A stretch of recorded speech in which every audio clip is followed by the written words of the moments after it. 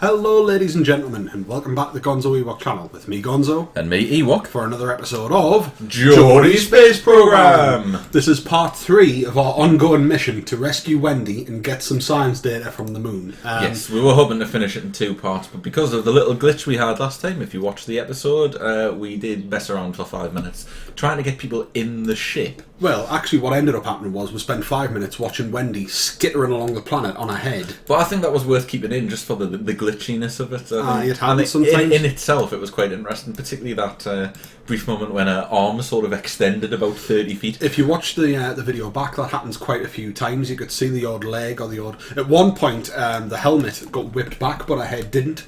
So she was helmetless in space for a brief second. Before we go much further, let's just get this on the road. We're going to try and do this return as quickly and neatly as possible. Aye, we'll see how long it takes. Hopefully we'll get back in good time. We should be able to start looking at what we're going to plan to do next. Indeed. Hopefully there'll be like a couple of good contracts or something come up that we can take advantage of. Aye. And again, I've pointed it out in the last few videos, this one's no different. We are recording all of these episodes the same as the last 3 that have been put up.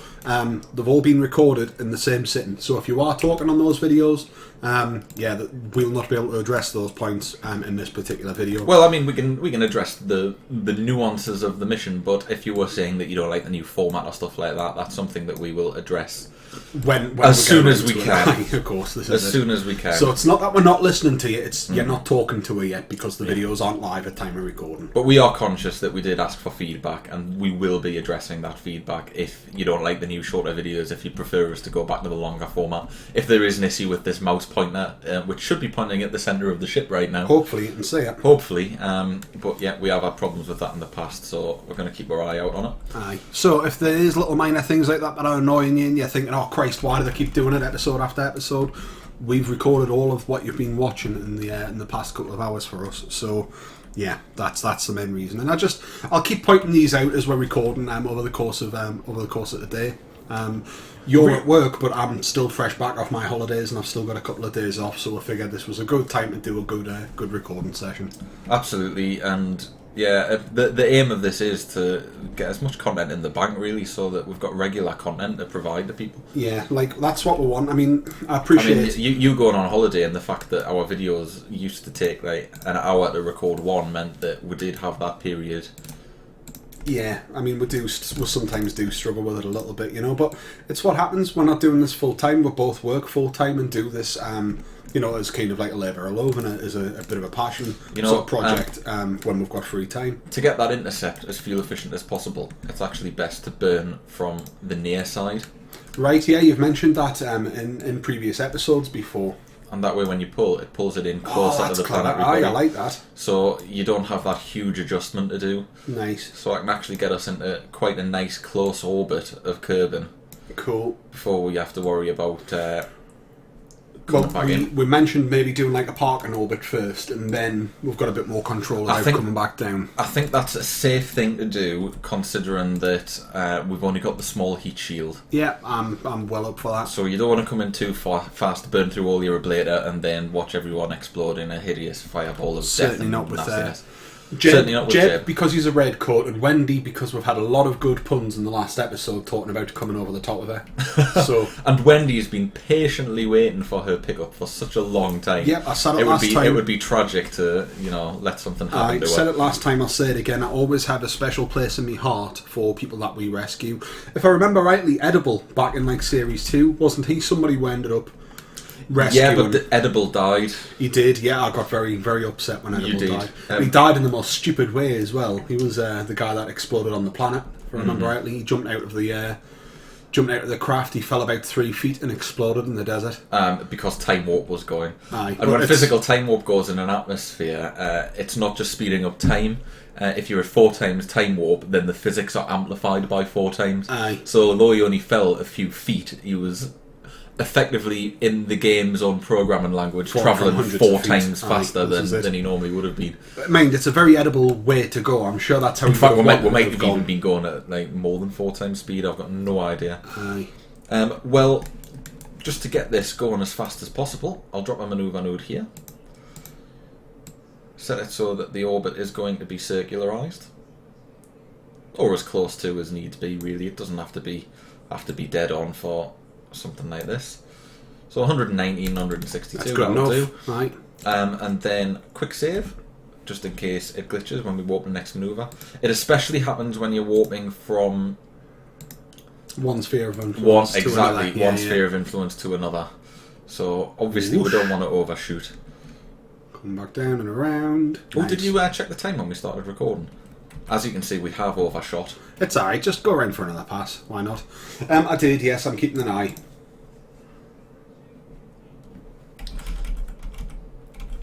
So yeah, we'll just go around twice, and we overshot again. But let's just do it from here. I think we've got more than enough fuel. I think we've maybe got a lunar encounter coming up now. Yeah, we don't want to do that. It'd be interesting though. It's there's nothing to be gained from it, buddy. Aye, nothing to be gained from it. I think we've got all the sign. Can we just go retrograde, please? None of this silliness. Go on, Jeb. Earn your pay. Nice. Yeah, we've still got plenty of fuel to bring it down comfortably here. Yeah. Right. So, in fact, I can bring it down so we get our atmosphere encounter now. Yeah. Because we're not precious about where we land this thing, are we? No, it just needs to get down in one piece and not too hot. Exactly. You know, engines can actually take quite a bit of heat. Obviously, they're designed that way. Yeah. But they can be quite useful as this kind of makeshift heat shield. Right. Not that I'd recommend it if you actually have proper heat shields. Yeah, why would you? If you've got a heat shield, why wouldn't you use the bloody thing? So we are going to be coming down. Way too fast, actually. That was a bit silly. That was a mistake, but we've got the fuel to correct it. We do. Really, I should have just quick loaded and done it properly once the manoeuvre node buggered up. No, it's alright. Just push that out a little bit. Get it to about 30k. Cool. Probably coming in a little bit faster than I would have wanted, so let's go up to 35 just to be safe. Alrighty. Nice. Actually, let's go up to 40.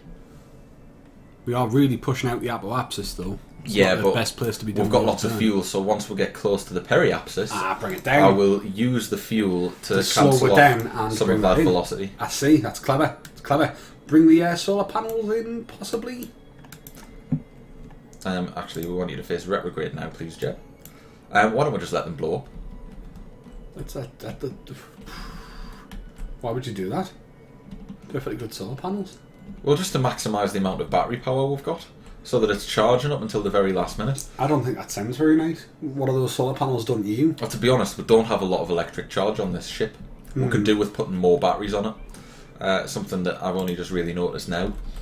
I like to really stock up on the batteries so that we can use the Kerbal's own piloting abilities to keep that pointing the right way.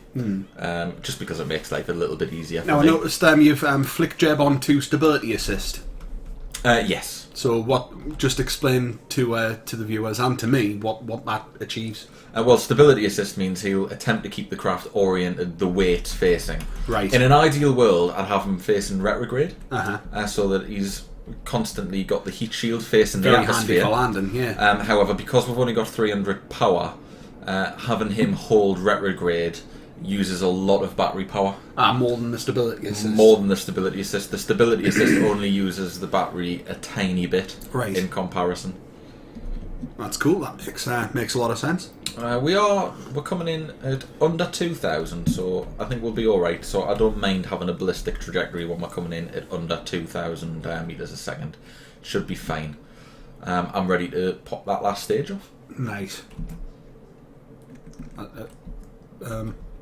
Did it do it? There we go. Oof. The reason it didn't do it was because that was a stage reserved for the Farron. But we got rid of the Farron earlier on. We did that manually.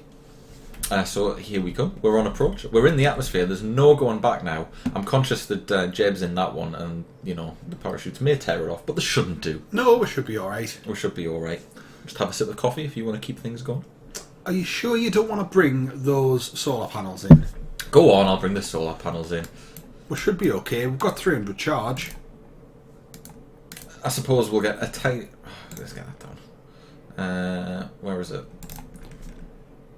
click on the solar. It doesn't want to go in there. Oh well, that's it. They're definitely gone now. They're definitely gone. It didn't want to let me bring them in anyway. I mean, I'm clicking on it, but no. I appreciate the effort. The effort is what really matters to us. So we're coming in hot. We've got 200 units of ablator. Should be enough. We will lose the solar panels. Shame that. Oh yeah, they're definitely coming off. And what is that that's heating up? Is that the service bay? Oh! Shoosh! Close encounters. Something's heating up. Something's really getting hot. It's probably something in the service bay. There go the solar panels. What was that? Something inside the surface bay. We may have lost one of the goo canisters, but that's alright because we're carrying goo data in the command pod. Yeah. I didn't like that. You know what? We didn't... Oh! Oh my god! We're in trouble. We are in trouble. Can we tell them to point retrograde? See if we can fight it. No. Oh, we are... We're all right. Like, that's not How are the good. parachutes? The parachutes have survived and we're cooling down. Whew. Hit point retrograde, please. Just see if you can flip. It's fine. Oh, look at that. It's glowing. We're very lucky that the parachute survived. Okay, we know now that this craft has a flipping problem as it comes back into the atmosphere. At least it was like Wendy side first. We're coming down. Wendy acted as a very reliable heat shield there. We're just really, really lucky that those parachutes survived that. Said it was risky to deploy there when you clicked on them. It should be fine now. Yeah, I'd do it. Parachutes are very, very easy to overheat. Aye. So nice one, Jeb. Good old flip. Oh, that was an adventure, wasn't it? My guts turned to ice water there. That was horrific. I mean, we've already lost Valentina. Can you imagine after 3 parts that happened? That was... Strong sip of coffee. Need something stronger after that, bloody hell. Right, let's just warp down. I'll stop the time warp when we hit the 1,000 metres point, or roundabout now, because when the parachutes... Oh, the parachutes have fully deployed, so we're all good. Coming down in a nice sort of tree area here. So, did something blow up in there?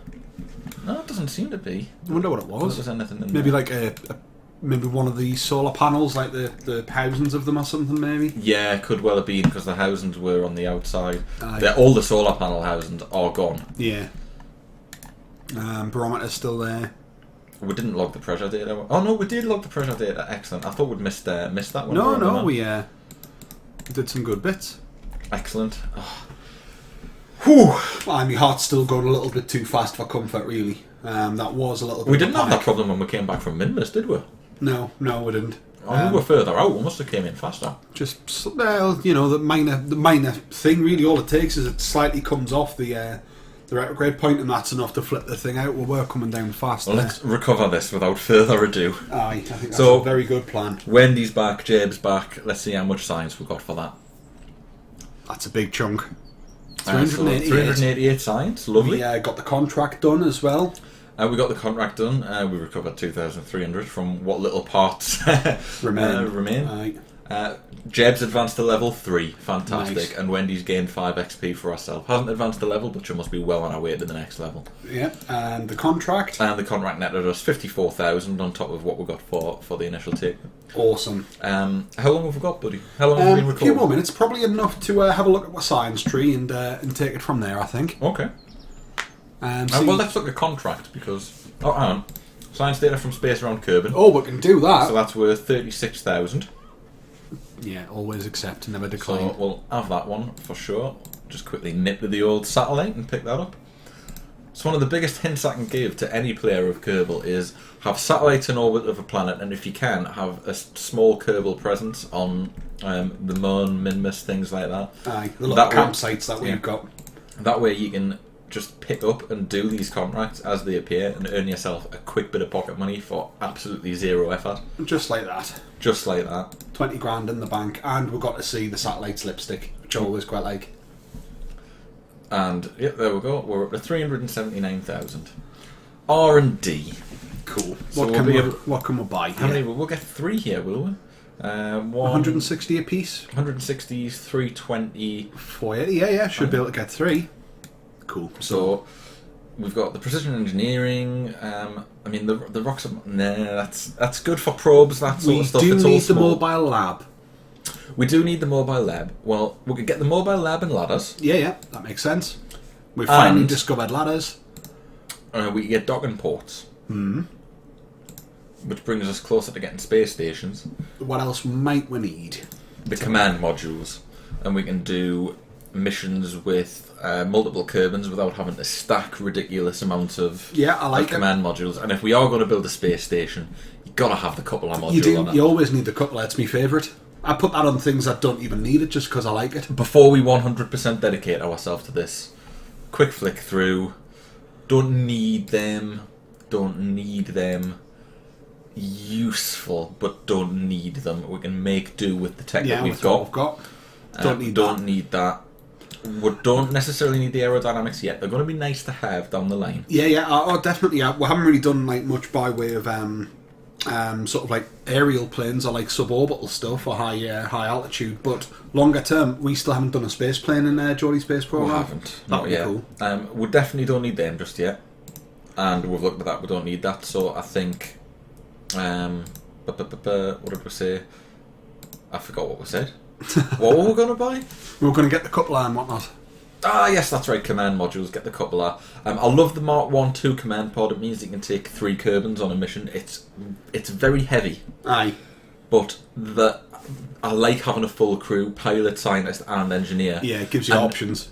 Even more important than the options and the additional cost from the additional weight, I think it's a really good thing to take a full crew on a mission so you can get experience for them all. Yeah. You can level your scientists and engineers up at the same time as you've got a veteran pilot for with the job. With a couple of rookie crew, just so they can get the experience even if they're not needed. When we get the science lab, we're going to want a veteran scientist in it because it dramatically increases the speed of research. Aye. And when we get down to the level where we're doing mining, we're going to want an engineer overseeing the mining. Cool. So we'll get that. Another quick glance at contracts.